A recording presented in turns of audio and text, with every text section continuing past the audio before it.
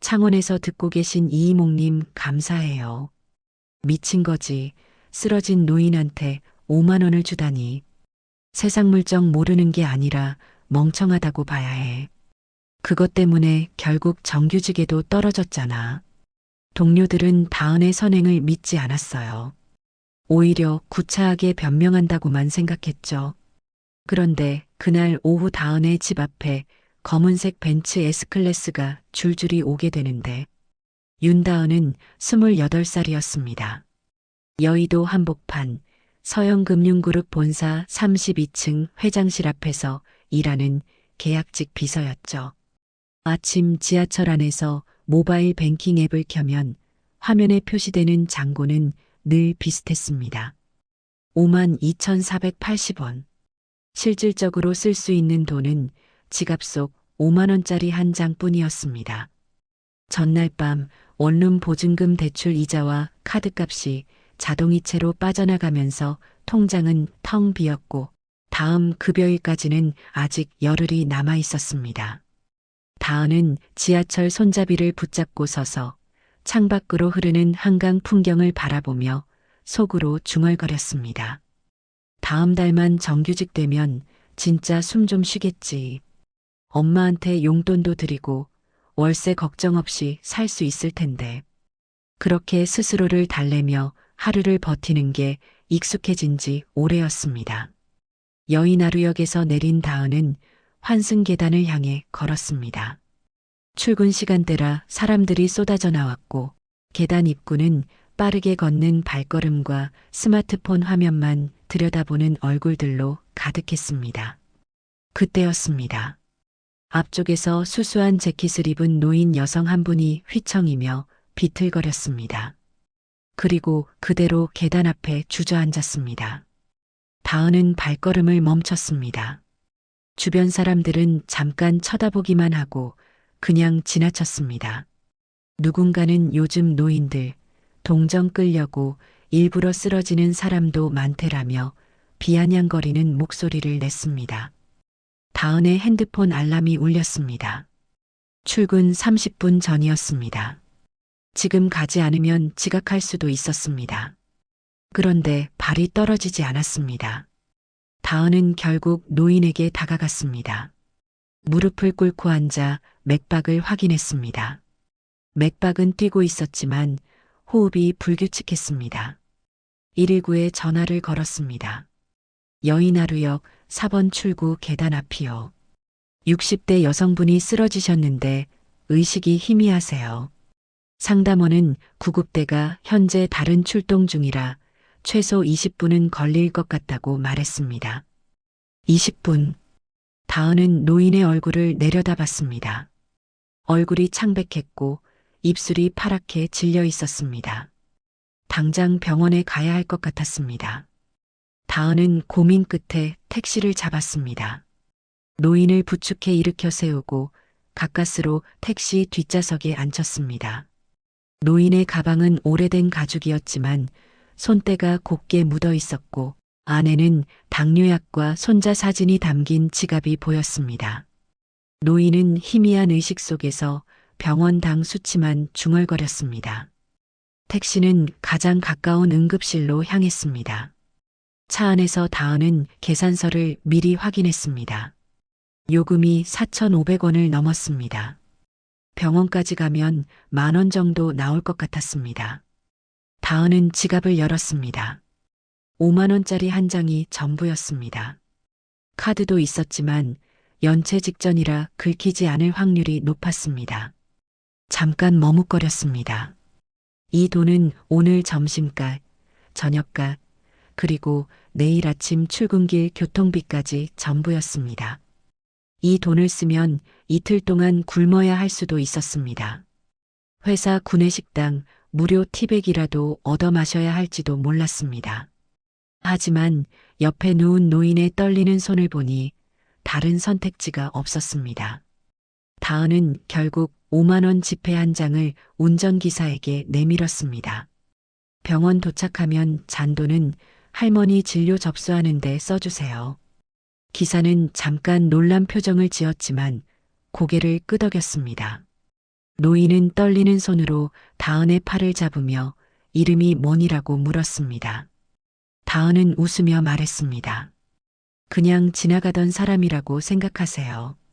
응급실에 노인을 인계하고 나오니 시간이 벌써 출근 시간을 20분 넘기고 있었습니다.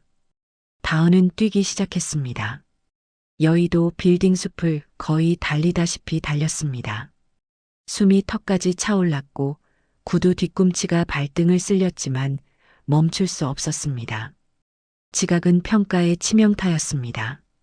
특히 정규직 전환평가를 일주일 앞둔 지금은 더욱 그랬습니다. 서영금융 본사 로비에 도착했을 때 이미 엘리베이터 앞에는 고객 서비스 팀장 권태수와 동료 비서들이 서 있었습니다. 권태수는 벽시계와 다은을 번갈아 보며 입을 열었습니다. 윤다은 씨, 오늘이 무슨 날인지 알죠? 정규직 전환평가. 일주일 앞둔 월요일에 20분 지각이라 목소리가 로비 전체에 울렸습니다. 주변 직원들이 슬쩍 쳐다봤습니다. 다은은 쓰러진 어르신을 병원에라는 말을 꺼내다 입을 다물었습니다. 약간만 과장하면 동정심을 사려는 변명처럼 들릴 것 같았습니다. 대신 고개를 숙이고 죄송합니다. 다시는 안 그러겠습니다만 반복했습니다. 권태수는 한숨을 쉬며 이번 한 번만 봐줄 테니 정신 똑바로 차리세요라고 말하고 돌아섰습니다. 그날 오후 인사 시스템에 기록된 지각 1회라는 빨간 표시가 다은의 가슴을 무겁게 내리눌렀습니다. 지갑에는 남은 현금이 0원이 되었고 저녁 식사 대신 구내식당 무료 티백에 뜨거운 물을 부어 마셨습니다. 찻잔을 들고 창밖을 바라보며 다은은 생각했습니다. 내가 괜한 짓을 한 걸까? 그 노인분이 무사하셨을까? 누가 옆에서 돌봐주시는 분일까? 마음 한구석에서는 후회가 스멀스멀 올라왔습니다. 하지만 동시에 그때 그냥 지나쳤다면 평생 후회했을 것 같다는 생각도 들었습니다. 다은은 티백을 입에 대고 쓴맛을 삼키며 내일은 더 일찍 출근하겠다고 다짐했습니다. 응급실에서 회복된 노인 여성은 VIP 병실로 옮겨졌습니다. 그녀의 이름은 정미령, 나이는 62세였습니다. 서영금융그룹 회장 강도연의 아내이자 서현나눔재단 이사장이었죠. 미령은 병실 침대에 누워 천천히 의식을 회복했습니다. 당 수치가 급격히 떨어져 쓰러졌다가 이제야 기억이 점점 또렷해졌습니다. 계단에서 손을 부여잡아 주던 누군가의 손길이 떠올랐습니다. 키 크고 마른 체형의 젊은 여자였습니다. 따뜻한 손수건의 촉감도 기억났습니다. 미령은 눈을 감고 그 순간을 되짚었습니다. 차가운 계단 바닥에 쓰러졌을 때 사람들의 발걸음 소리만 들렸습니다. 누구도 멈추지 않았습니다. 오히려 수군거리는 목소리가 귓가에 맴돌았습니다. 또 사기꾼 아니야? 요즘 노인들 조심해야 해. 그런데 한 사람만 다가왔습니다. 무릎을 꿇고 앉아서 맥박을 짚어주던 그 손길이 지금도 생생했습니다. 미령은 천천히 눈을 떴습니다. 병실 창밖으로 여의도 빌딩들이 보였습니다. 재단 비서가 옆에 서서 이사장님 괜찮으세요? 라고 물었습니다. 미령은 고개를 끄덕이며 그 아이를 찾아야 해라고 말했습니다. 평소 미령은 재단 활동을 하면서도 우리가 돕는 사람들이 실제로 어떤 시선을 받는지 직접 보고 싶다며 운전기사와 수행비서를 떼고 혼자 대중교통을 타고 다니는 습관이 있었습니다. 남편 강도연은 늘 당신 그러다 큰일 나라고 걱정했지만 미령은 직접 겪어보지 않으면 모르는 게 너무 많아라며 고집을 부렸습니다. 그날도 일부러 허름한 잠바를 걸치고 나갔습니다. 재단 이사장이 아니라 그냥 평범한 할머니처럼 보이고 싶었습니다. 그렇게 사람들 앞에서 쓰러졌고 차가운 눈총과 노인 사기꾼 취급을 받았습니다. 그리고 오직 한 사람에게만 도움을 받았습니다. 미령은 그 대비가 너무나 선명하게 기억났습니다. 저녁 시간 서영금융회장 공간 식탁에 세 사람이 둘러앉았습니다. 회장 강도연은 신문을 넘기며 투덜거렸습니다. 당신 또 혼자 나돌아다니다 쓰러졌다며? 이번엔 정말 운이 좋았어. 아들 강준호는 걱정스러운 얼굴로 어머니를 바라봤습니다. 어머니, 제발 저한테 말이라도 해주세요. 혼자 다니지 마시고요. 준호는 서영금융 전략기획 전무였습니다. 33세 나이에 이미 그룹 핵심 임원으로 자리 잡았지만 부모님 앞에서는 여전히 걱정 많은 아들이었습니다. 미령은 두 사람의 말을 들으며 천천히 숟가락을 놓았습니다. 그리고 오늘 있었던 일을 풀어놓기 시작했습니다. 내가 쓰러졌는데 사람들 다 지나가더라. 그런데 한 아이가 본인 출근 늦을까봐 발을 동동 구르면서도 끝까지 나를 놓질 않았어. 미령의 목소리가 잔잔하게 이어졌습니다. 택시비도 내주고 병원까지 데려다 줬어. 그 아이 지갑에 5만 원밖에 없었는데도.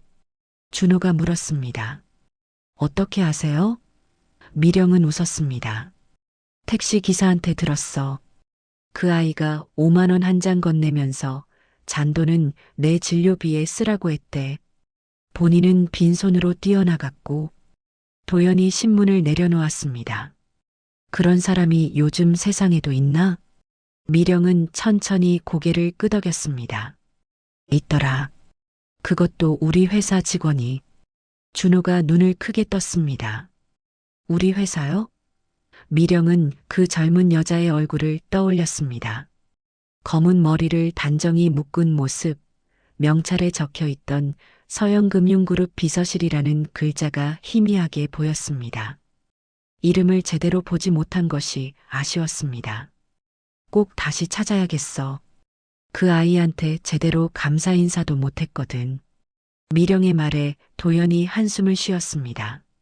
당신 또 무슨 계획 세우는 거 아니야?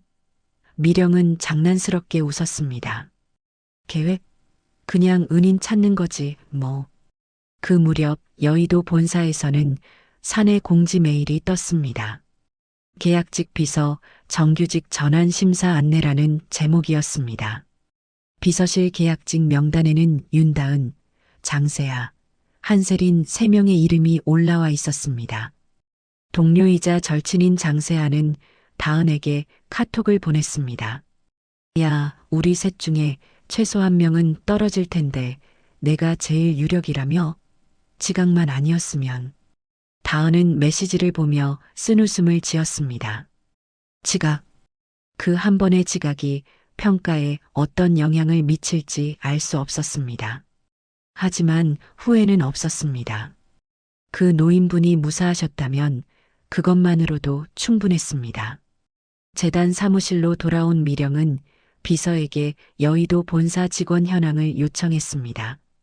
오늘 나를 도와준 아이가 비서실 계약직 같아. 키 크고 말수가 적고 눈빛이 또렷했어. 그리고 미령은 잠시 생각하다 덧붙였습니다. 웃을 때 정말 예뻤어. 진심에서 나오는 미소였거든. 재단 비서는 메모를 하며 그 조건이면 윤다은 씨가 제일 가깝네요라고 보고서를 올렸습니다. 미령은 윤다은이라는 이름을 마음속에 새겼습니다. 윤다은. 그 아이를 꼭 직접 만나야겠다고 결심했습니다. 단순히 감사 인사만 하려는 건 아니었습니다.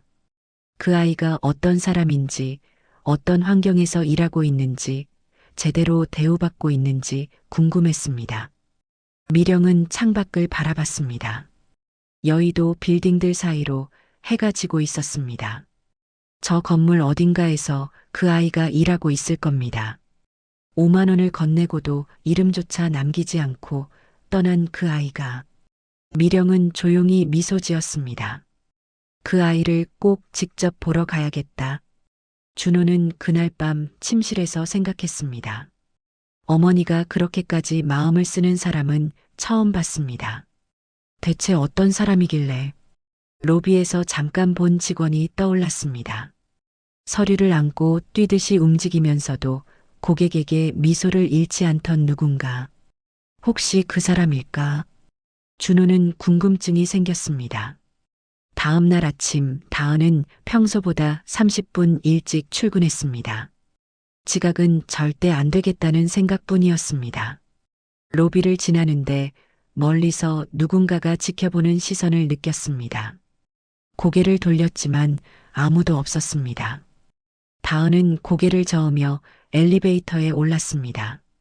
그 시각 로비 구석 소파에 앉아있던 미령은 다은의 뒷모습을 지켜봤습니다.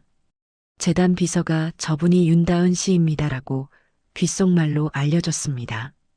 미령은 고개를 끄덕였습니다. 맞았습니다. 그날 자신을 도와준 그 아이였습니다. 지각 한 번으로 이런 아이를 놓치면 그 회사도 참 어리석은 거라고 미령은 생각했습니다. 하지만 바로 그 회사 안에서 다은을 밀어낼 함정이 서서히 완성되고 있다는 사실은 아직 몰랐습니다. 미령은 재단 비서에게 말했습니다. 저 아이 인사 기록 좀 알아봐 줄래? 정규직 전환 평가는 언제쯤 되는지도. 비서가 고개를 끄덕이며 메모했습니다. 미령은 다시 한번 엘리베이터 방향을 바라봤습니다. 곧 다시 만나게 될 겁니다. 그때는 제대로 된 감사를 전하리라 다짐했습니다. 다음 날 아침 비서실 팀장 회의가 열렸습니다. 권태수 팀장은 회의실 정면에 서서 말했습니다. 이번 정규직 전환, 본사 이미지와 기밀 유지가 최우선입니다. 목소리가 평소보다 더 무겁게 깔렸습니다. 여러분도 아시다시피 회장님께서 직접 관심 가지고 계신 사안이에요. 작은 실수 하나도 크게 보일 수밖에 없죠. 회의실 뒤쪽에 서 있던 한세리는 의미심장한 미소를 지었습니다. 27살의 세리는 야망이 넘치는 계약직 비서였습니다. 입사 첫날부터 나 정규직 되거나 전무랑 결혼해서 이 회사 주인 할 거야 라고 공공연히 말하고 다녔습니다. 세리는 손을 들어 물었습니다. 그럼 평가 기준에 지각이랑 고객 민원도 포함되는 거죠? 권태수는 고개를 끄덕였습니다. 당연하지.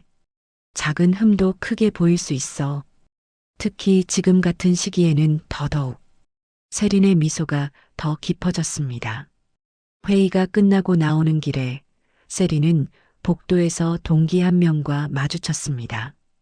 다은 언니, 이번에 힘들겠다. 지각 기록 하나 있으니까.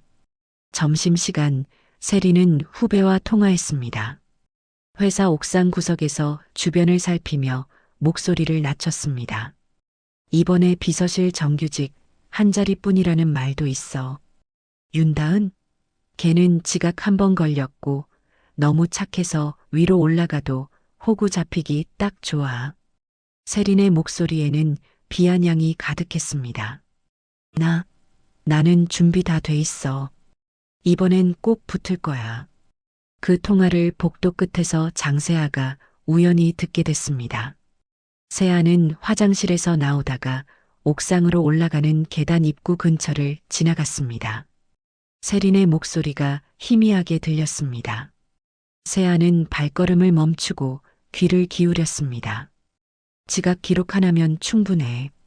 거기다 뭔가 하나만 더 터지면 세린의 말이 이어졌지만 세아는 더 이상 듣고 싶지 않았습니다.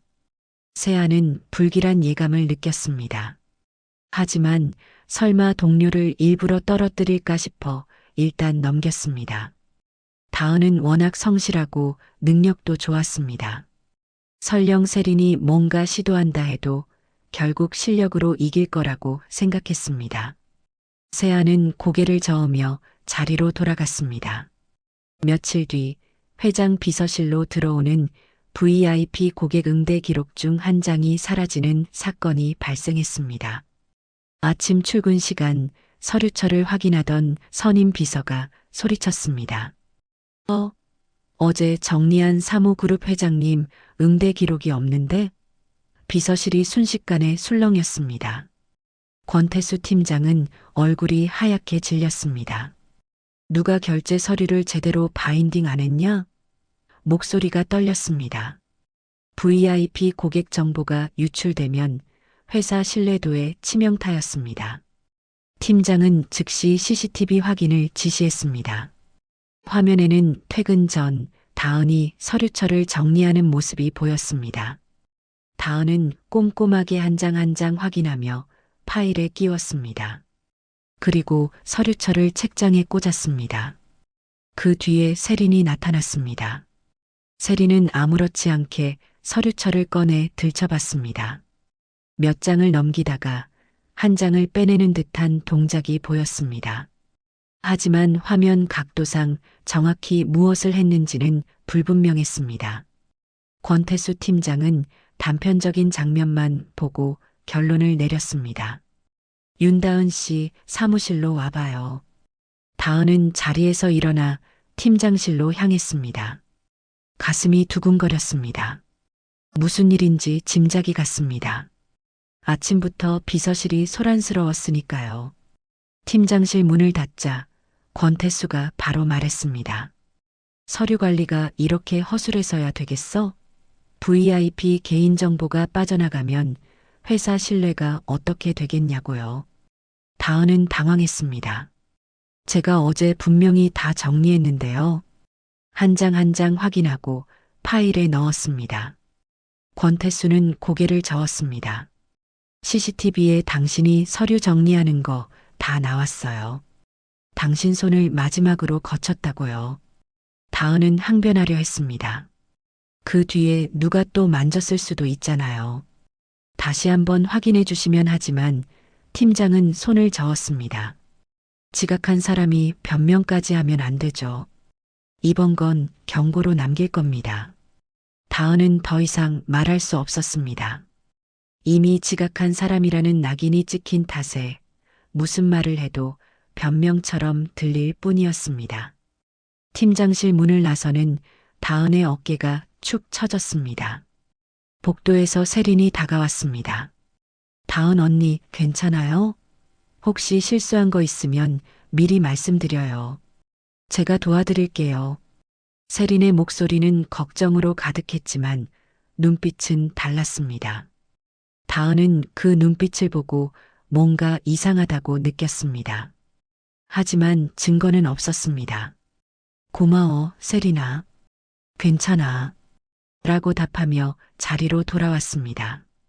그날 저녁 세린은 퇴근 후 한 카페 구석에서 외부 인사팀 직원과 은밀히 만났습니다. 여의도 뒷골목에 있는 조용한 카페였습니다. 세린은 커피를 홀짝이며 말했습니다. 팀장님이 나 밀어주신다면서요. 대신 사고 날 만한 애 하나만 걸리면 된다고 인사팀 직원이 고개를 끄덕였습니다. 그의 지각 기록이랑 혹시 민원 들어오게 되면 제 쪽으로 알려주시는 거 맞죠? 세린은 미소 지었습니다. 물론이죠. 이번 주 안으로 뭔가 터질 겁니다. 두 사람은 서류 몇 장을 주고받았습니다. 그 순간 카페 창밖에서 누군가가 그 장면을 휴대폰에 담았습니다. 실루엣만 보였지만 분명 누군가가 촬영하고 있었습니다. 하지만 세린은 그 사실을 전혀 눈치채지 못했습니다. 한편 정미령은 재단 비서와 함께 여의도 본사 로비를 다시 방문했습니다. 공식적으로는 재단 홍보 촬영 협의차 방문한 것이었지만 실제 목적은 따로 있었습니다. 윤다은을 직접 보기 위함이었습니다. 로비 소파에 앉아 멀리서 지켜봤습니다.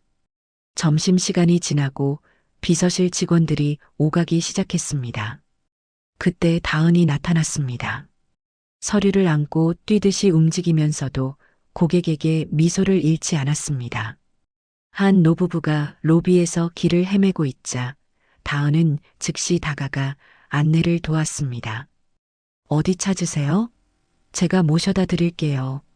미령은 그 모습을 보며 조용히 웃었습니다. 지각 한 번으로 이런 아이를 놓치면 그 회사도 참 어리석은 거지. 재단 비서가 이사장님, 저분이 맞나요? 라고 물었습니다. 미령은 고개를 끄덕였습니다. 맞아. 저 아이야. 사람을 대하는 태도가 진심이 느껴지잖아. 하지만 바로 그 회사 안에서 다은을 밀어낼 함정이 서서히 완성되고 있다는 사실은 아직 몰랐습니다.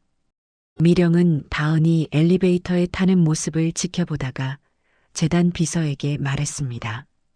저 아이 주변에 무슨 일 일어나고 있는지 좀 알아봐 줄래? 뭔가 불안한 느낌이 들어.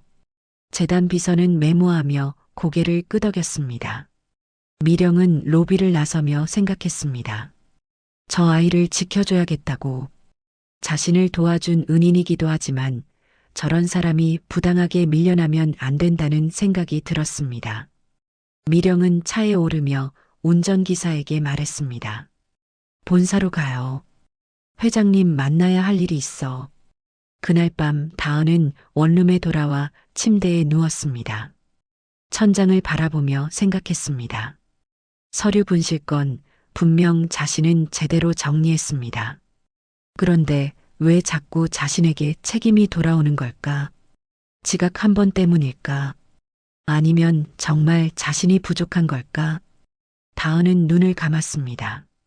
내일은 더 조심해야겠다고 다짐했습니다. 하지만 다은은 몰랐습니다. 이미 함정은 완성되고 있었고 곧 더 큰 시련이 기다리고 있다는 사실을. 세린의 계략은 이제 막 시작에 불과했습니다.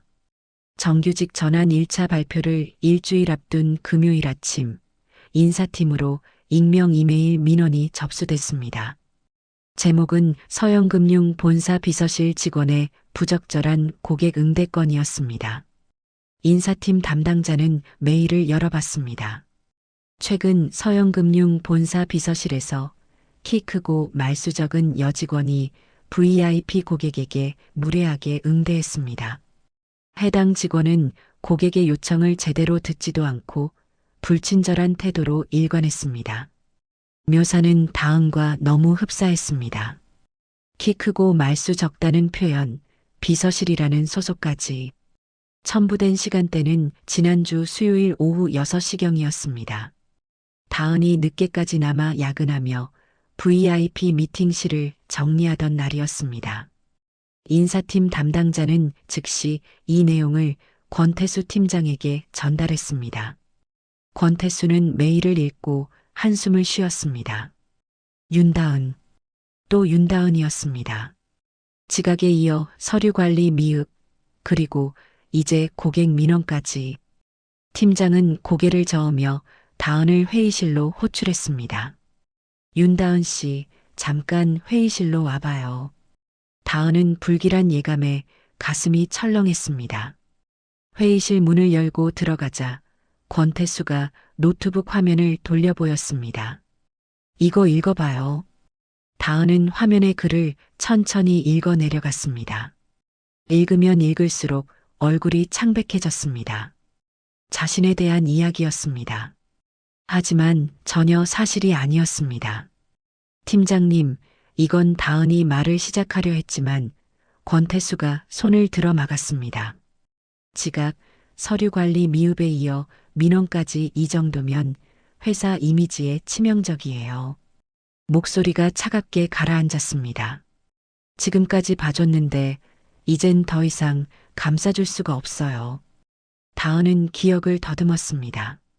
지난주 수요일 오후 6시.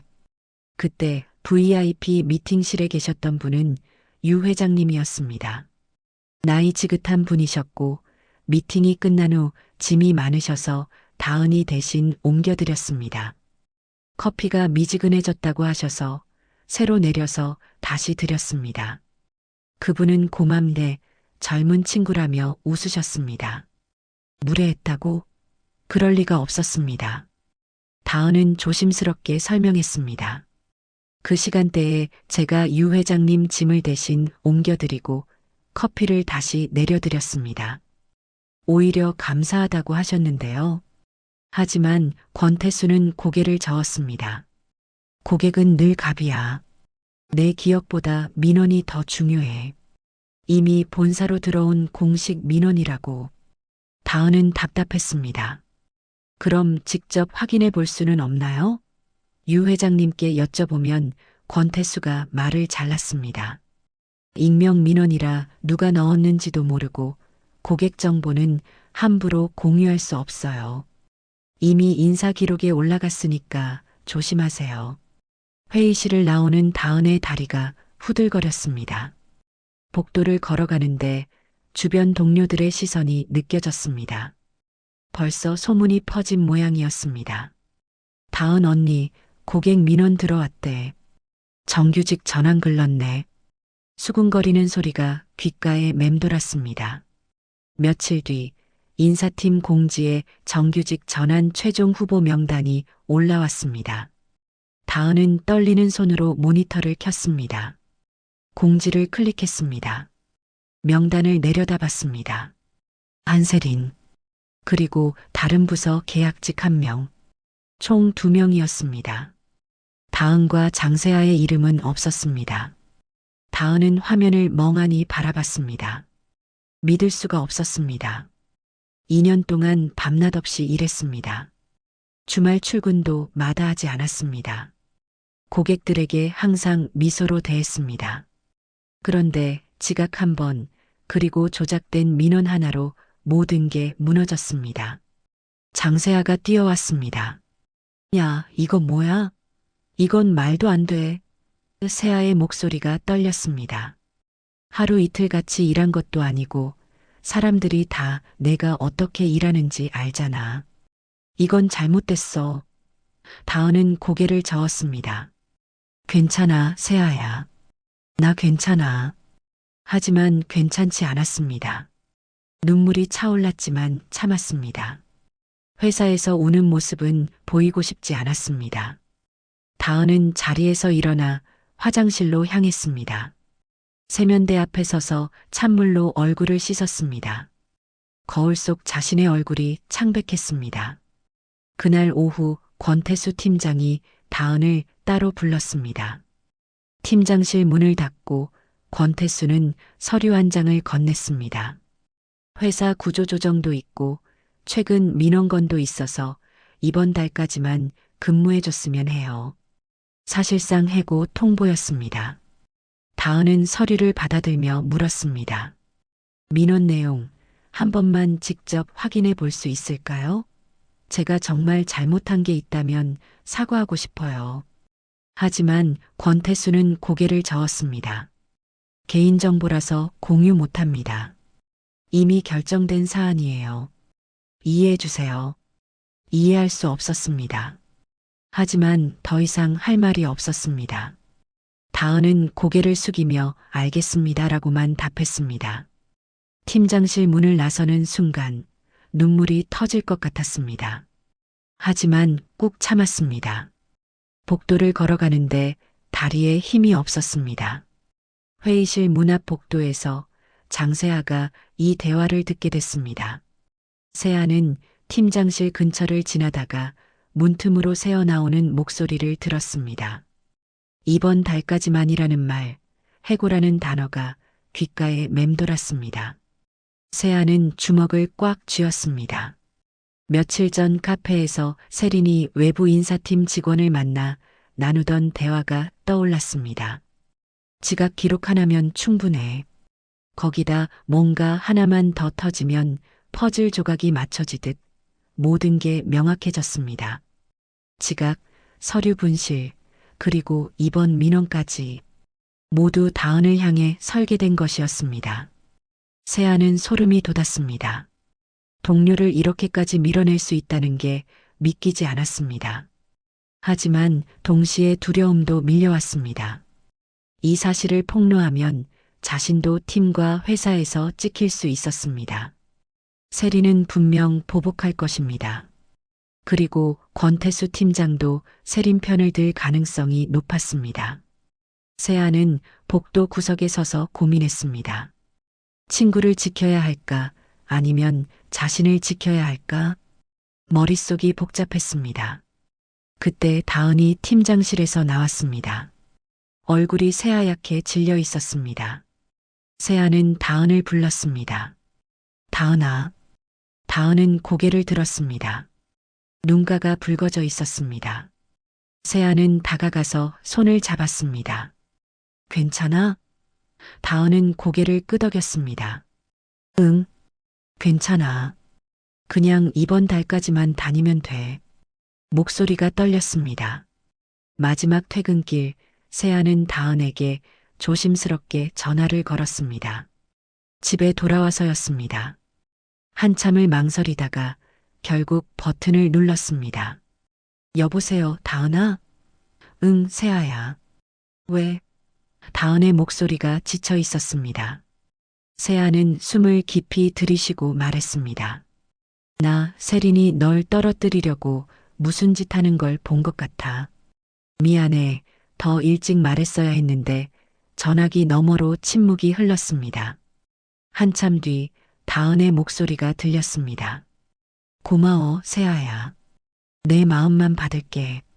세아가 다급하게 말했습니다. 아니야, 진짜로 세린이 인사팀이랑 짜고 하지만 다은이 말을 끊었습니다. 세아, 너까지 다칠까봐. 이 얘기는 여기까지만 하자. 괜찮아. 나 혼자 감당할게. 다은의 목소리는 단호했지만 동시에 지쳐 있었습니다. 세아는 눈물이 났습니다. 미안해, 다은아. 내가 용기가 없어서 다은은 웃으며 답했습니다. 아니야. 내 잘못 아니야. 그냥 운이 없었던 거지, 뭐. 전화가 끊겼습니다. 세아는 핸드폰을 움켜쥐고 울었습니다. 다은은 원룸 침대에 누워 천장을 바라봤습니다. 정규직의 꿈, 엄마에게 용돈 드리는 꿈, 월세 걱정 없이 사는 꿈. 모든 게 한순간에 무너졌습니다. 억울했습니다. 하지만 누구를 탓할 수도 없었습니다. 증거도 없었고 싸워봤자 이길 가능성도 없었습니다. 다은은 눈을 감았습니다. 그리고 조용히 회사를 떠날 결심을 했습니다. 더 이상 버티기엔 너무 힘들었습니다. 그렇게 그녀의 최악의 일주일이 시작됐습니다. 회사를 나온 뒤 첫날 아침, 다은은 우편함에 쌓인 고지서들을 확인했습니다. 원룸 월세 고지서, 대출이자 납부 안내, 통신비 청구서가 한꺼번에 날아왔습니다. 다은은 계산기를 두드렸습니다. 이번 달 나갈 돈만 130만 원이 넘었습니다. 비서 시절 아끼며 모아둔 적금은 이미 어머니의 병원비로 거의 다 빠져나간 상태였습니다. 통장 잔고를 확인했습니다. 마지막 급여와 퇴직금을 합쳐 200만 원 정도가 남아 있었습니다. 이 돈으로 2달은 버틸 수 있을까 싶었지만 막상 계산해보니 1달 반도 빠듯했습니다. 다은은 한숨을 쉬며 핸드폰을 들었습니다. 어머니에게 전화를 걸어야 했습니다. 윤명자는 지방 요양원에서 간병 일을 하고 계셨습니다. 전화벨이 3번 울리고 나서 어머니의 목소리가 들렸습니다. 응, 다은아. 밥은 먹었어? 다은은 일부러 밝게 대답했습니다. 응, 엄마. 나 회사에서 잠깐 쉬래. 그냥 재충전 기간이라고 생각하려고. 어머니는 잠시 침묵했습니다. 그리고 조심스럽게 물었습니다. 무슨 일 있었니? 다은은 웃으며 답했습니다. 아니야, 엄마. 그냥 좀 쉬고 싶었어. 2년 동안 쉬는 날도 거의 없이 일했잖아. 1달 정도 쉬면서 다음에 뭐 할지 생각해 보려고. 어머니의 목소리가 걱정스러웠습니다. 돈은 괜찮아? 엄마가 뭐 도와줄 게 있으면 말해. 다은은 눈시울이 뜨거워졌지만 참았습니다. 괜찮아, 엄마. 돈 좀 모아뒀어. 걱정하지 마. 엄마나 허리 조심하고. 전화를 끊고 나서 다은은 그제야 눈물을 흘렸습니다. 현실은 냉혹했습니다. 다은은 다음 날부터 일자리를 찾기 시작했습니다. 하지만 경력직 채용은 대부분 경력 3년 이상을 요구했고 신입은 나이 제한이 있었습니다. 28이라는 나이는 어중간했습니다. 다은은 결국 닥치는 대로 아르바이트를 구했습니다. 편의점 야간 알바를 시작했습니다. 밤 11시부터 아침 7시까지였습니다. 시급은 10,000원이었습니다. 하루 8시간이면 8만 원, 한 달이면 약 240만 원 정도였습니다. 생활비를 빼면 남는 건 없었지만 일단 월세는 낼 수 있었습니다. 낮에는 카페 서빙 알바를 했습니다. 오전 9시부터 오후 2시까지 5시간이었습니다. 여기서도 시급 10,000원을 받았습니다. 하루 5시간이면 5만 원, 한 달이면 약 150만 원이었습니다. 두 알바를 합치면 한 달에 400만 원 가까이 벌 수 있었습니다. 하지만 잠을 잘 시간이 없었습니다. 편의점 알바가 끝나고 집에 돌아오면 아침 8시였습니다. 1시간 정도 눈을 붙이고 카페로 출근했습니다. 카페 알바가 끝나면 오후 2시 반이었습니다. 집에 돌아와서 저녁 8시까지 잤습니다. 그리고 다시 편의점으로 향했습니다. 하루 평균 수면 시간은 4시간 남짓이었습니다. 몸은 지쳐갔습니다. 무릎이 아프기 시작했고 허리도 결렸습니다. 편의점에서 물건을 나르고 카페에서 서빙을 하다 보면 온몸이 쑤셨습니다. 그래도 멈출 수 없었습니다. 월세를 내야 했고 밥을 먹어야 했습니다. 어느 날 저녁 편의점으로 가는 지하철 안에서였습니다. 노인 한 분이 문 앞에 서 계셨습니다. 다은은 무릎이 후들거렸지만 자연스럽게 자리에서 일어났습니다. 어르신 앉으세요. 노인은 괜찮아요. 젊은 사람이 서야지라고 했지만 다은은 웃으며 권했습니다. 저 곧 내려요. 앉으세요. 카페에서 일할 때도 마찬가지였습니다. 아이가 우는 소리가 들리면 다은은 잠깐 시간을 내서 아이와 눈을 맞추며 달랬습니다. 얘야, 괜찮아. 엄마가 금방 올 거야. 아이의 엄마가 화장실에서 돌아와서 감사합니다라고 인사했습니다. 다은은 아니에요. 당연한 거죠라며 웃었습니다. 몸은 지쳐가는데 사람을 향한 습관적인 배려만큼은 쉽게 굳어지지 않았습니다. 오히려 힘들수록 더 다른 사람에게 친절해지고 싶었습니다. 자신이 힘든 만큼 다른 사람도 힘들 거라는 생각이 들었으니까요. 한편 서영금융 본사 비서실에서는 다은의 빈 자리를 새로운 파트타이머가 메웠습니다. 하지만 로비 공기가 미묘하게 달라진 걸 직원들이 느꼈습니다. 고객들이 물었습니다. 전에 있던 키 큰 비서 양반은 어디 갔어요? 항상 먼저 인사해 주던데. 맞아요. 그 친구 참 친절했는데. 장세아는 그때마다 애매하게 웃으며 둘러댔습니다. 다른 부서로 옮기셨어요. 하지만 마음속으로는 죄책감이 밀려왔습니다. 자신이 더 용기를 냈더라면 다은을 지킬 수 있었을까? 밤마다 그 생각이 머릿속을 맴돌았습니다. 며칠 뒤 서연나눔재단 홍보 촬영을 위해 정미령이 여의도 본사를 다시 찾았습니다. 공식적으로는 재단 연례보고서 사진 촬영이 목적이었지만 미령의 진짜 목적은 따로 있었습니다. 윤다은을 다시 만나고 싶었습니다. 로비를 지나던 중 미령은 장세아의 명찰을 보고 말을 걸었습니다. 잠깐만요, 직원분. 세아는 고개를 들었습니다. 우아한 중년 여성이 자신을 보고 있었습니다. 네, 무엇을 도와드릴까요? 미령은 부드럽게 물었습니다. 혹시 예전에 비서실에 윤다은 씨 있었죠? 키 크고 말수 적은데 웃을 때 예쁘던 아이. 세아는 그 이름에 숨을 멈췄습니다. 윤다은. 왜 이 사람이 다은을 찾는 걸까? 세아는 조심스럽게 대답했습니다. 다은 언니요? 아시는 분이세요? 미령은 고개를 끄덕였습니다. 네. 그 친구한테 큰 도움을 받았어요. 지금 어디 계신지 알 수 있을까요? 세아는 잠시 망설였습니다. 그리고 작은 목소리로 말했습니다. 사실 얼마 전에 해고되셨어요. 미령의 표정이 굳어졌습니다. 해고요? 왜죠? 세아는 주변을 살피며 말했습니다. 여기서는 좀 따로 말씀드려도 될까요?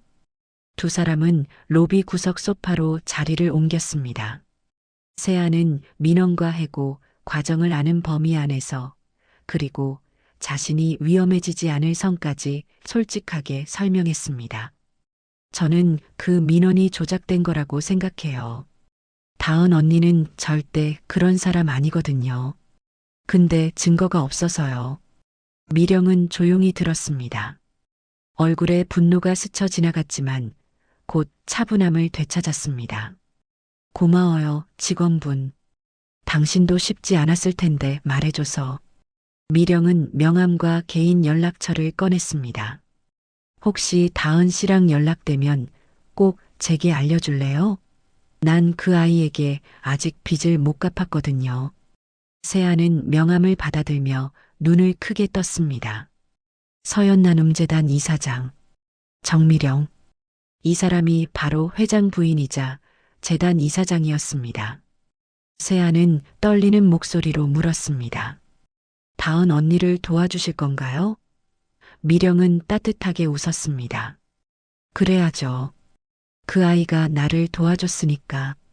그날 저녁 재벌가 저택 식탁에서 미령은 강도연 회장과 강준호 전무에게 말했습니다. 당신 회사 비서실에서 나를 살려준 아이를 잘라버렸대요. 이유도 제대로 밝히지 않은 채. 목소리가 단호했습니다. 도연은 포크를 내려놓았습니다. 뭐라고? 그게 무슨 소리야? 미령은 오늘 들은 이야기를 차근차근 설명했습니다. 지각 기록, 서류 분실 논란, 조작된 민원까지. 도연의 얼굴이 점점 굳어졌습니다. 인사팀에 사실 확인하라고 하겠어. 준호는 조심스럽게 물었습니다. 혹시 로비에서 잠깐 본 그 직원인가요? 서류 들고 뛰어다니던 미령은 고개를 끄덕였습니다. 맞아. 윤다은이라는 아이야. 준호는 그 이름을 마음속에 새겼습니다. 윤다은. 로비에서 봤을 때부터 뭔가 다르다고 느꼈던 사람이었습니다. 미령은 다은의 이름과 원룸 주소까지 적힌 메모를 꺼냈습니다. 재단 비서가 알아본 정보였습니다. 일주일만 기다려보자. 그 아이한테 직접 가서 묻고 우리가 할 수 있는 걸 하자. 도연이 고개를 끄덕였습니다.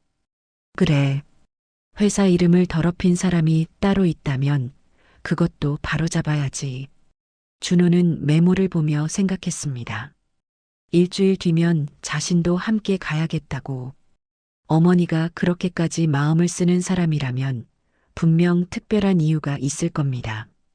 그리고 무엇보다 자신도 궁금했습니다.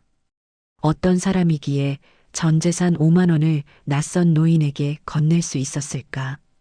다은이 해고 통보를 받은 지 정확히 일주일째 되는 토요일 아침이었습니다. 편의점 야간 알바를 마치고 집에 돌아온 다은은 침대에 쓰러졌습니다. 온몸이 쑤셨습니다. 특히 무릎과 허리가 심했습니다. 잠깐 눈을 붙이려는데 밖에서 소란스러운 소리가 들렸습니다. 처음에는 무시하려 했습니다. 토요일 아침이니 동네에서 뭔가 행사라도 하는가 보다 싶었습니다. 그런데 소리가 점점 커졌습니다. 아이들의 웃음소리, 어른들의 수군거리는 소리가 창문 밖에서 들렸습니다. 다은은 결국 일어나 창문을 열었습니다. 반지하 창문으로 보이는 건 사람들의 다리와 신발뿐이었습니다. 하지만 이상하게 사람들이 많이 모여 있었습니다. 다은은 문을 열고 밖으로 나갔습니다. 골목이 갑자기 환해져 있었습니다. 헤드라이트 불빛이 연달아 비치고 있었습니다. 골목 초입을 바라본 다은은 눈을 의심했습니다. 검은 벤츠 S클래스 4대가 줄지어 서 있었습니다. 반지하 골목에는 어울리지 않는 광경이었습니다. 동네 아이들이 차 주변에 모여서 와 영화 촬영하나 봐. 재벌 나온대 하며 떠들고 있었습니다. 다은은 어리둥절했습니다. 이 동네에 영화 촬영을 올 리가 없었습니다. 그냥 지나가던 차들릴까 싶었습니다. 다은은 다시 집으로 들어가려고 몸을 돌렸습니다. 그때 초인종이 울렸습니다. 문을 열자 단정한 정장 차림의 중년 여성과 검은 수트를 입은 남자가 서 있었습니다. 중년 여성은 우아하게 미소 지으며 말했습니다. 윤다은 씨 맞죠? 다은은 고개를 끄덕였습니다. 네, 그런데 누구세요? 중년 여성이 천천히 말했습니다.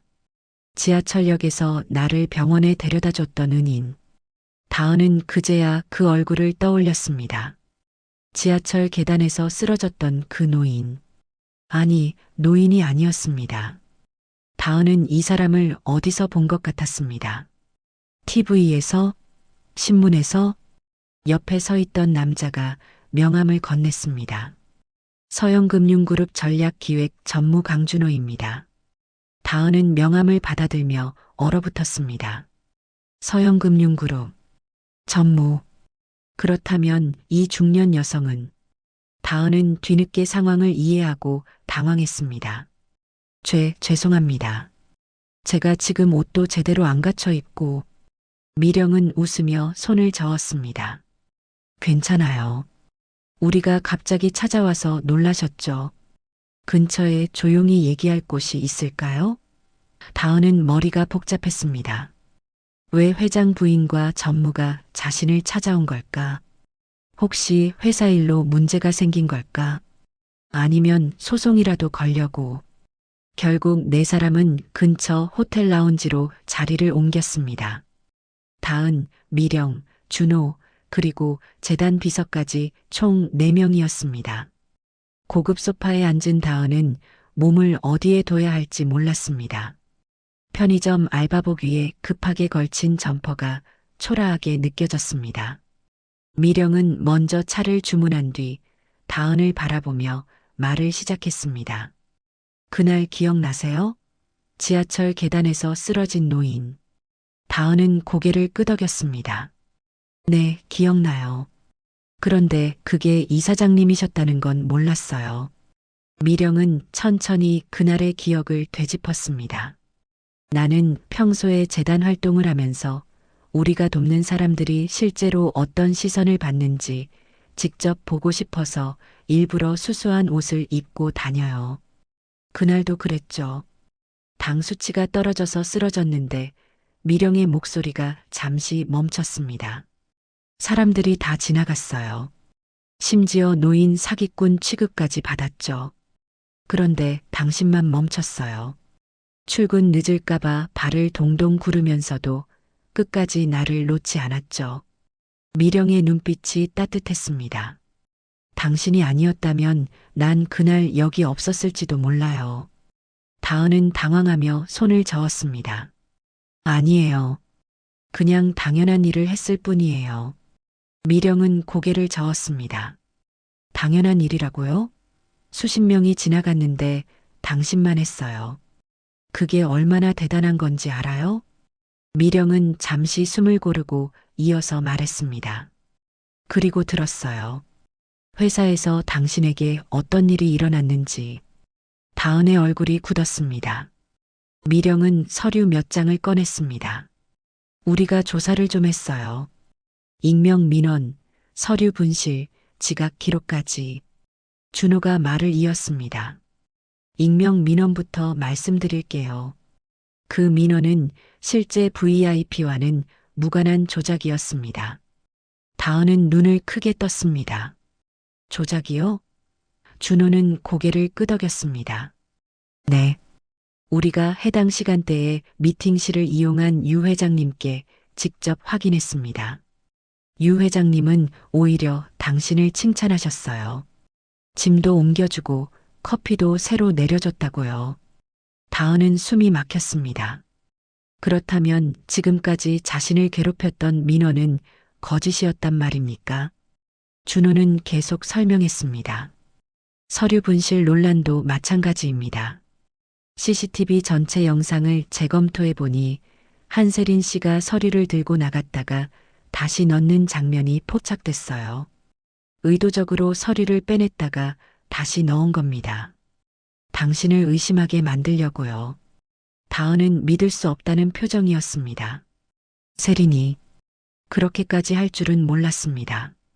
아니, 세아가 말했을 때 어렴풋이 짐작은 했지만 이렇게 확실한 증거가 있을 줄은 몰랐습니다. 눈물이 차올랐습니다. 억울함, 분노, 허탈함이 한꺼번에 밀려왔습니다. 미령은 다은의 손을 잡았습니다. 많이 힘들었죠? 다은은 고개를 끄덕이며 눈물을 흘렸습니다. 저는 정말 열심히 일했어요. 지각도 그날 딱 한 번이었고 그것도 사람을 살리려고 목이 메어 더 이상 말을 이을 수 없었습니다. 미령은 조용히 기다렸습니다. 다은이 눈물을 닦을 때까지. 한참 뒤 준호가 조심스럽게 입을 열었습니다. 저는 서영금융전략기획 전무 강준호입니다. 어머니 말씀을 듣고 인사 자료랑 CCTV를 직접 다시 확인했습니다. 목소리가 단호했습니다. 회사가 당신에게 너무 쉽게 책임을 돌렸더군요. 준호는 서류 한 장을 꺼냈습니다. 다은은 그 서류를 받아들며 읽기 시작했습니다. 서영금융그룹 본사 기획실 특별 채용 제안서. 다은은 믿을 수 없다는 표정으로 준호를 바라봤습니다. 이게 무슨 뜻이에요? 준호가 설명했습니다. 정규직 비서가 아니라 본사 기획실 정규직 사원으로 모시고 싶습니다. 회사 이름을 같이 책임져 줄 사람으로요. 다은은 서류를 다시 읽었습니다. 연봉, 복지, 직급 모든 게 적혀 있었습니다. 비서실 정규직보다 훨씬 나은 조건이었습니다. 하지만 다은은 망설였습니다. 저를 왜 다시 받아주시는 거죠? 한 번 잘린 회사인데 목소리가 떨렸습니다. 사실 두려웠습니다.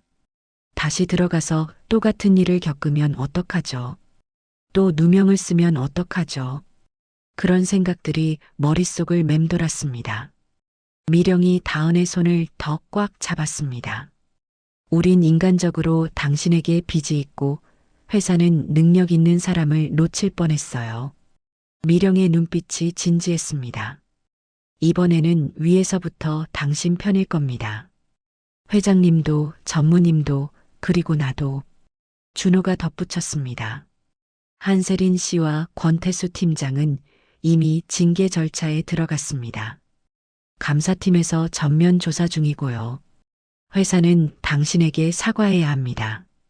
그리고 제대로 된 기회를 드려야 하고요. 다은은 서류를 내려다봤습니다. 마음이 복잡했습니다. 한편으로는 억울함이 풀려서 후련했지만 다른 한편으로는 여전히 두려웠습니다. 그때 미령이 말했습니다. 다은 씨, 당신은 그날 나에게 마지막 5만 원을 건넸어요. 내일 굶을 수도 있는데도요. 그런 사람이 다시 일어설 기회를 가지면 안 되나요? 다은은 미령을 바라봤습니다. 그 눈빛에서 진심을 느꼈습니다. 이 사람은 자신을 이용하려는 게 아니었습니다. 정말로 도와주고 싶어 하는 거였습니다. 다은은 천천히 고개를 끄덕였습니다. 그럼 다시 한번 믿어보겠습니다. 미령은 환하게 웃었습니다. 잘 생각했어요. 준호도 미소 지었습니다. 월요일부터 출근하시면 됩니다. 인사팀에서 연락드릴 거예요. 다은은 눈물을 닦으며 고개를 숙였습니다. 감사합니다. 정말 감사합니다. 라운지를 나서며 다은은 돌아봤습니다. 벤츠 S클래스가 여전히 골목 입구에 서 있었습니다. 며칠 전까지만 해도 편의점 야간 알바로 하루하루 버티던 자신이 이제 재벌 그룹 본사 기획실 정규직으로 출근하게 됐습니다. 믿기지 않았습니다. 집으로 돌아온 다은은 침대에 앉아 제안서를 다시 읽었습니다. 월요일, 이틀 뒤였습니다. 편의점과 카페에 그만둔다고 연락해야 했습니다. 다은은 핸드폰을 들고 알바 사장님들께 전화를 걸었습니다. 죄송합니다. 갑자기 다른 일이 생겨서. 그날 저녁 다은은 어머니께 전화를 걸었습니다. 엄마, 나 다시 취직했어. 명자의 목소리가 밝아졌습니다. 정말? 어디? 다은은 웃으며 답했습니다. 서영금융그룹 본사. 이번엔 정규직이야. 명자는 한참 동안 아무 말도 하지 못했습니다. 그리고 울먹이는 목소리로 말했습니다. 다은아 정말 고생 많았다. 다음 주 월요일 다은은 서영금융그룹 본사 기획실 출근 안내 메일을 받았습니다. 윤다은님, 기획실 팀원들이 기다리고 있습니다. 환영합니다. 다은은 메일을 보며 눈물을 흘렸습니다. 이번에는 기쁨의 눈물이었습니다. 새로운 시작이 기다리고 있었습니다.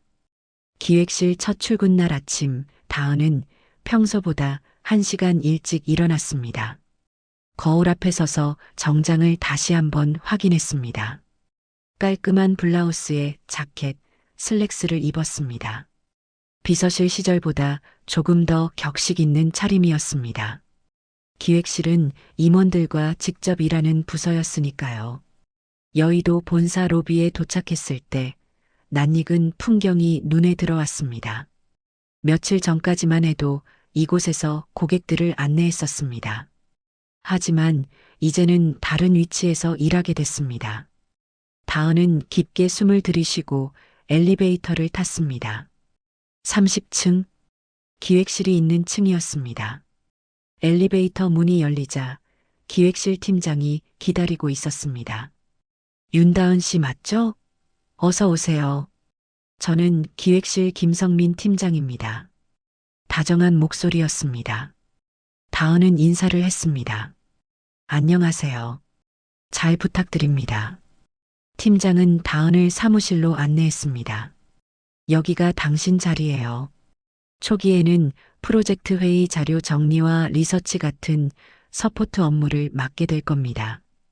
하지만 능력 보이면 금방 메인 업무도 맡길 거예요. 다은은 고개를 끄덕이며 자리에 앉았습니다. 더 이상 안내 데스크 앞이 아니라 프로젝트 회의 테이블에 앉아 있는 자신을 발견했습니다. 첫 회의는 오전 10시에 시작됐습니다. 다은은 노트북을 들고 회의실로 들어갔습니다. 테이블에는 이미 6명의 팀원들이 앉아 있었습니다. 그리고 상석에는 강준호 전무가 자리하고 있었습니다. 준호는 다은을 보고 가볍게 고개를 끄덕였습니다. 공식적인 인사였습니다. 회의 주제는 중소기업 금융 지원 프로그램이었습니다.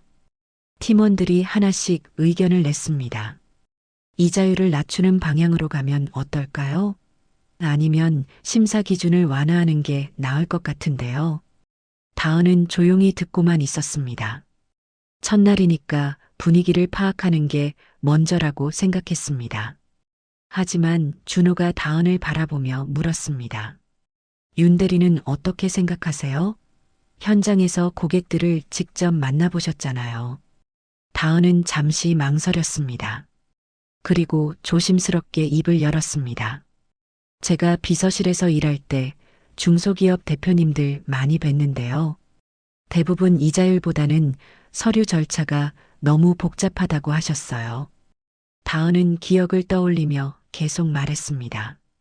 특히 나이 드신 분들은 인터넷 신청이 어려워서 포기하는 경우도 많았고요. 차라리 대출 상담사가 직접 현장에 나가서 도와드리는 프로그램이 있으면 좋겠다고 하셨습니다. 회의실이 잠시 조용해졌습니다. 팀장이 고개를 끄덕였습니다. 현실적인 의견이네요. 우리가 사무실에서만 생각하니까 놓친 부분이 있었어요. 다른 팀원들도 맞아요. 그 부분 중요하죠라며 동의했습니다. 다은은 안도했습니다. 첫날부터 이상한 소리 했다고 생각될까봐 걱정했는데 다행히 받아들여진 것 같았습니다. 회의가 끝나고 다은은 회의 내용을 꼼꼼하게 정리했습니다. 단순히 발언 내용만 적는 게 아니라 각 의견의 장단점, 그리고 실행 가능성까지 분석해서 문서로 만들었습니다. 비서실에서 일할 때 익힌 습관이었습니다. 문서를 팀장에게 보고하자 팀장이 눈을 크게 떴습니다. 이거 오늘 회의 정리한 거예요? 정말 꼼꼼하네요.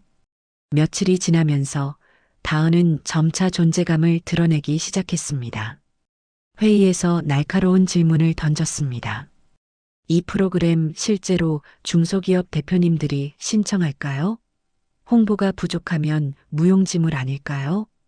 팀원들은 그것도 맞는 말이다라며 홍보 전략도 함께 짜기 시작했습니다. 어느 날 야근 중이었습니다. 다은은 회의실 화이트보드 앞에 서서 뭔가를 적고 있었습니다. 저소득층 청년 금융교육 프로젝트 아이디어였습니다. 지방 대학생들은 서울에 비해 금융교육 기회가 적다. 온라인 강의와 멘토링을 결합한 프로그램을 만들면 어떨까? 혼자 중얼거리며 아이디어를 정리했습니다. 문이 열리고 준호가 들어왔습니다. 아직도 이래요? 다은은 깜짝 놀라 돌아봤습니다. 전무님, 아직 안 가셨어요? 준호는 화이트보드를 바라봤습니다. 그리고 다은이 적어놓은 내용을 천천히 읽었습니다. 이거 좋은 아이디어네요. 다은은 손을 저었습니다. 아니에요. 그냥 생각나는 대로 적어본 거예요. 정리도 안 됐고 하지만 준호는 진지했습니다. 아니에요. 충분히 실행 가능해 보여요. 내일 임원회의 안건으로 올려보죠. 다은은 당황했습니다. 네, 이게요? 준호는 웃었습니다. 좋은 아이디어는 빨리 실행해야죠. 다음 날 준호는 정말로 그 아이디어를 임원회의에 상정했습니다. 기획실 윤다은 대리가 제안한 건입니다라며 다은의 이름을 명확히 밝혔습니다. 회의 결과 프로젝트는 승인됐고 다은은 메인 담당자로 배정됐습니다. 팀원들이 축하했습니다. 첫 달에 프로젝트 따내다니 대단한데요? 한편 회사 내부에서는 감사가 진행되고 있었습니다. 한세린과 권태수 팀장의 비리가 하나씩 드러났습니다. 인사팀 자료 조작, 특정 계약직 밀어주기, 민원 유도 정황이 감사팀 보고서에 적혔습니다. 결정적으로 장세아가 용기를 내어 카페에서 몰래 찍어두었던 세린과 인사팀 직원의 대화 영상을 감사팀에 제출했습니다. 영상 속에서 세린과 인사팀 직원이 다은을 떨어뜨리기 위한 계획을 논의하는 장면이 선명하게 담겨 있었습니다. 감사팀은 즉시 두 사람을 소환했고 이사회 앞에서 징계위원회가 열렸습니다. 한세린은 해고 처분을, 권태수는 정직 3개월 처분을 받았습니다. 감사팀은 공식적으로 다은이 어떠한 비리에도 관여되지 않았음을 발표했습니다. 사내 게시판에도 정정 공지가 올라갔습니다. 지난달 윤다은 대리에 대한 민원 및 서류 분실 논란은 사실무근으로 확인됐으며 회사는 이에 대해 사과드립니다. 다은은 그 공지를 보며 가슴이 뭉클했습니다. 억울함이 공식적으로 풀린 순간이었습니다. 장세아에게도 좋은 소식이 찾아왔습니다. 세아가 증거를 제출한 용기를 인정받아 서영금융 계열 카드사 고객서비스 교육팀 정규직 자리가 제안됐습니다. 세아는 다은에게 전화를 걸어 울먹였습니다. 다은아, 나도 정규직 됐어. 내 덕분이야. 다은은 웃으며 답했습니다. 우리가 서로 살린 거야, 세아야.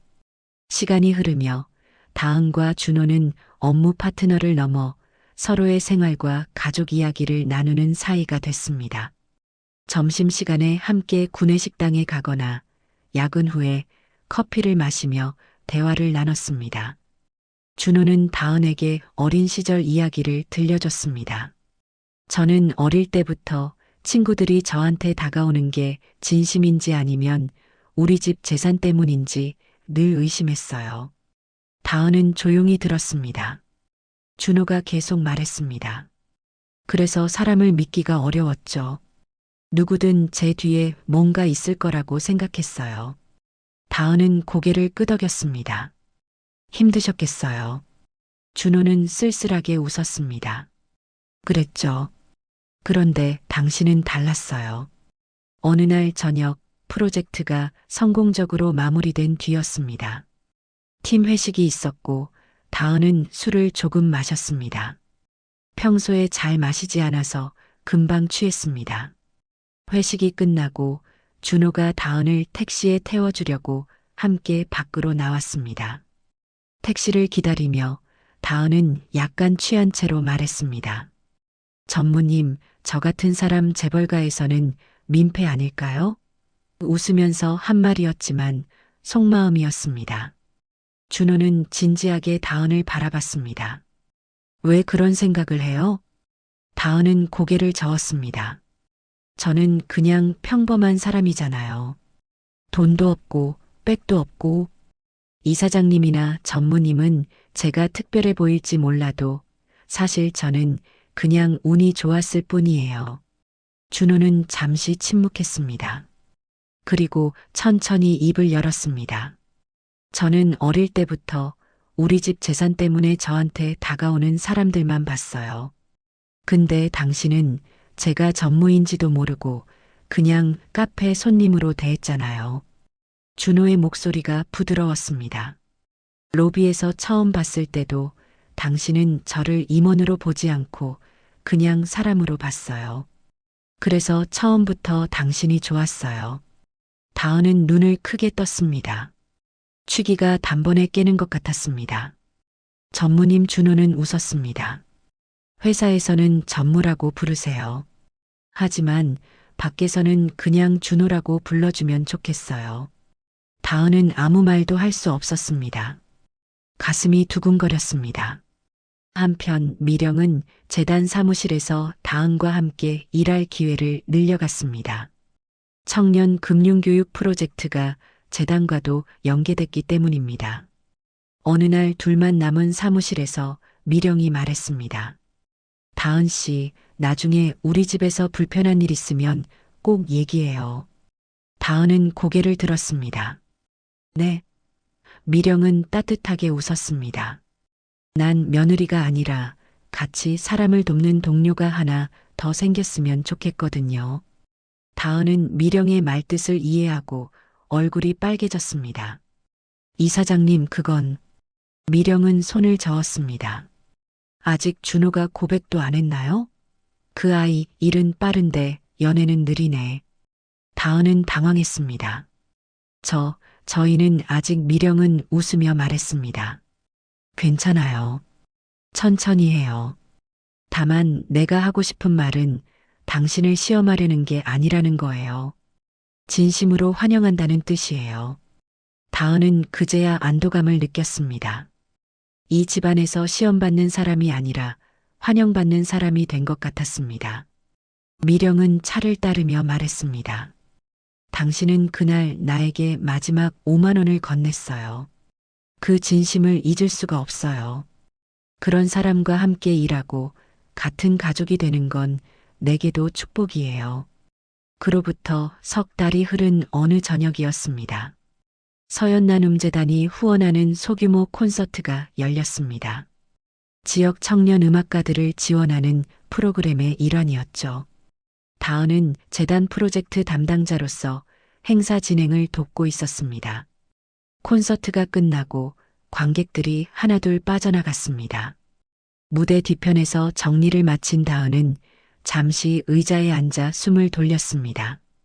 오늘 행사가 성공적으로 끝나서 다행이었습니다.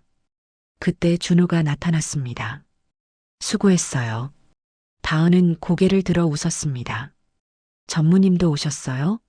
바쁘실 텐데. 준호는 다은 옆에 앉으며 말했습니다. 오늘 꼭 와야 할 것 같았어요. 다은은 고개를 갸우뚱했습니다. 왜요? 특별한 일 있어요? 준호는 잠시 망설이다가 주머니에서 작은 상자를 꺼냈습니다. 벨벳 소재의 반지 상자였습니다. 다은은 숨이 멎는 것 같았습니다. 준호는 상자를 열며 조용히 말했습니다. 그날 지하철에서 우리가 처음 엮였잖아요. 다은은 아무 말도 할 수 없었습니다. 준호가 계속 말했습니다. 그때 당신이 다른 선택을 했다면 오늘 이 순간도 없었겠죠. 준호는 다은의 손을 잡았습니다. 앞으로도 사람부터 보는 당신 옆에서 평생 같이 일하고 싶습니다. 나랑 결혼해 줄래요? 반지 상자 안에는 소박하지만 아름다운 다이아몬드 반지가 담겨 있었습니다. 화려하지 않았지만 진심이 담긴 반지였습니다. 다은의 눈에서 눈물이 흘러내렸습니다. 기쁨의 눈물이었습니다. 고개를 끄덕이며 대답했습니다. 네네, 좋아요. 준호는 환하게 웃으며 반지를 다은의 손가락에 끼워 주었습니다. 딱 맞았습니다. 마치 처음부터 거기 있어야 할 것처럼요. 2달 뒤 결혼식 날이 밝았습니다. 장소는 서연나눔재단 부속 홀이었습니다. 화려한 호텔이나 웨딩홀이 아니라 다은과 준호가 함께 일했던 재단의 작은 홀이었습니다. 두 사람이 직접 선택한 장소였죠. 우리가 처음 진짜 함께 일을 시작한 곳이잖아요 라고 다은이 말했을 때 준호는 그 말에 동의했습니다. 대기실에서 웨딩드레스를 입은 다은은 거울 속 자신을 바라봤습니다. 믿기지 않았습니다. 몇 달 전까지만 해도 편의점 야간 알바로 하루하루 버티던 자신이 지금 이렇게 웨딩드레스를 입고 있다니. 문이 열리고 윤명자가 들어왔습니다. 명자는 딸의 웨딩드레스를 보는 순간 눈물을 터뜨렸습니다. 다은아, 다은도 눈물이 났습니다. 엄마, 울지 마. 화장 다 지워져. 명자는 손수건으로 눈물을 닦으며 연신 말했습니다. 미안하다. 엄마가 더 잘해줬어야 하는데 내가 고생만 했구나. 다은은 어머니를 껴안았습니다. 아니야, 엄마. 엄마 덕분에 내가 이렇게 컸어. 고맙다는 말만 하고 싶어. 두 모녀는 한참을 그렇게 껴안고 있었습니다. 시간이 멈춘 것 같았습니다. 문이 다시 열리고 정미령이 들어왔습니다. 시어머니가 될 사람이었습니다. 미령은 명자를 보고 다가왔습니다. 어머님, 처음 뵙겠습니다. 명자는 당황하며 일어났습니다. 아, 내 인사가 늦었습니다. 미령은 명자의 손을 꼭 잡았습니다. 이제 따님은 저희 딸이기도 해요. 미령의 목소리가 따뜻했습니다. 그동안 혼자 고생하신 만큼 이제 같이 나눠서 책임지죠. 명자는 눈물을 참을 수 없었습니다. 감사합니다. 정말 감사합니다. 미령도 눈시울이 붉어졌습니다. 제가 더 감사하죠. 이렇게 좋은 딸을 키워주셔서요. 두 어머니의 손이 맞닿았습니다. 다은은 대기실 구석에서 그 장면을 지켜보며 또 한 번 눈물을 흘렸습니다. 평생 미안해하고 고마워하던 어머니가 이제는 당당하게 서 있었습니다. 그리고 그 옆에 또 다른 어머니가 함께 서 있었습니다. 식장 문이 열리고 입장 음악이 흘러나왔습니다. 다은은 어머니의 팔을 잡고 천천히 걸었습니다. 보통은 아버지와 함께 입장하지만 다은에게는 어머니가 전부였습니다. 명자는 떨리는 걸음으로 딸과 함께 버질로드를 걸었습니다. 하객석에는 회사 동료들, 재단 직원들, 그리고 다은이 비서 시절 도왔던 고객들도 보였습니다. 윤 대리님 결혼하신대요. 정말 좋은 분이셨는데 잘 되셨네요. 사람들의 축하가 따뜻했습니다. 신부 대기실에서 장세아가 부케를 정리해주며 말했습니다. 야, 결국 재벌가 며느리가 다 되네. 장난스러운 목소리였지만 눈빛은 진심으로 기뻐하고 있었습니다. 다은은 웃으며 답했습니다. 그래도 나 정규직 된 거 너 때문인 거 알지? 세아가 고개를 저었습니다.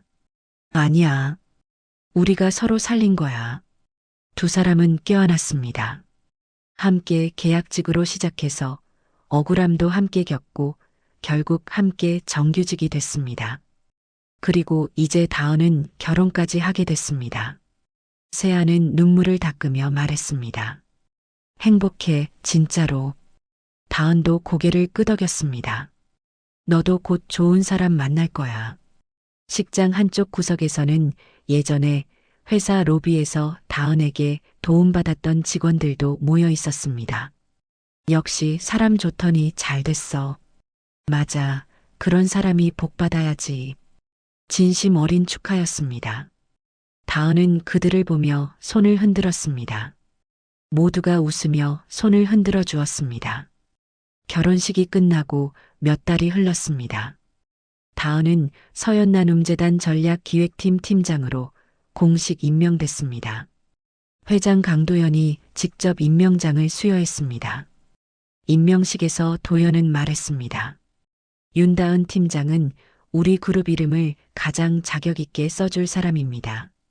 도연은 임명장을 건네며 덧붙였습니다. 회장 아들의 아내이기 전에 재단의 동료로서 이 자리를 맡아주길 바랍니다. 다은은 임명장을 받아들며 답했습니다. 처음 회사 로비에서 고객분들께 인사했을 때처럼 사람들 얼굴을 잊지 않는 팀장이 되겠습니다. 박수가 터져 나왔습니다. 그리고 어느 평일 저녁 퇴근 준비를 마친 다은은 재단 건물 앞에 섰습니다. 가을바람이 살랑 불어왔습니다. 하루 일과를 정리하며 내일 할 일들을 생각하고 있을 때였습니다. 검은 벤츠 S클래스 한 대가 조용히 미끄러지듯 다은 앞에 멈췄습니다. 창문이 내려갔습니다. 운전석에 앉은 준호가 익숙한 미소로 물었습니다. 오늘 하루 어땠어요, 팀장님? 다은은 웃으며 답했습니다. 바빴지만 좋았어요. 뒤쪽 좌석에서 미령이 창문을 내리고 손을 흔들었습니다. 얘야, 얼른 타라. 오늘 저녁에 상의할 프로젝트가 많다. 차에 올라타기 전 다은은 잠시 뒤를 돌아봤습니다. 저 멀리 여의도 서영금융 본사 건물이 보였습니다. 한때 자신이 서 있던 비서실 로비가 창 너머로 희미하게 보였습니다. 그곳에는 여전히 지쳐 보이지만 눈빛이 살아있는 계약직 직원들이 서 있을 겁니다. 다은은 마음속으로 그들에게 속삭였습니다. 그날 마지막 5만 원을 건네지 않았다면 지금의 나는 없었을 거야. 그래도 난 그 선택 단 한 번도 후회 안 해. 오히려 감사하고 있어. 그 선택이 나를 여기까지 데려왔으니까. 다은은 차에 올라탔습니다. 조수석에 앉은 다은에게 준호가 물었습니다. 피곤하죠? 오늘 회의가 많았다면서요. 다은은 고개를 저었습니다. 괜찮아요. 이 정도는 아무것도 아니죠. 미령이 뒤에서 웃으며 말했습니다.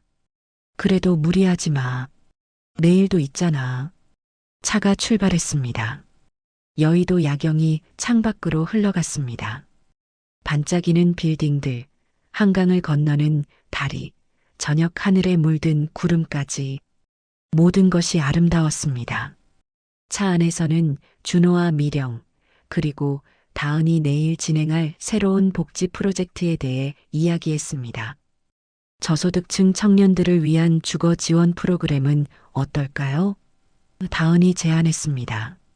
미령이 고개를 끄덕였습니다. 좋은 생각이야. 월세 부담이 제일 크니까. 준호도 동의했습니다. 재단과 본사가 함께 협력하면 규모를 키울 수 있을 것 같아요. 다은은 창밖을 바라보며 생각했습니다.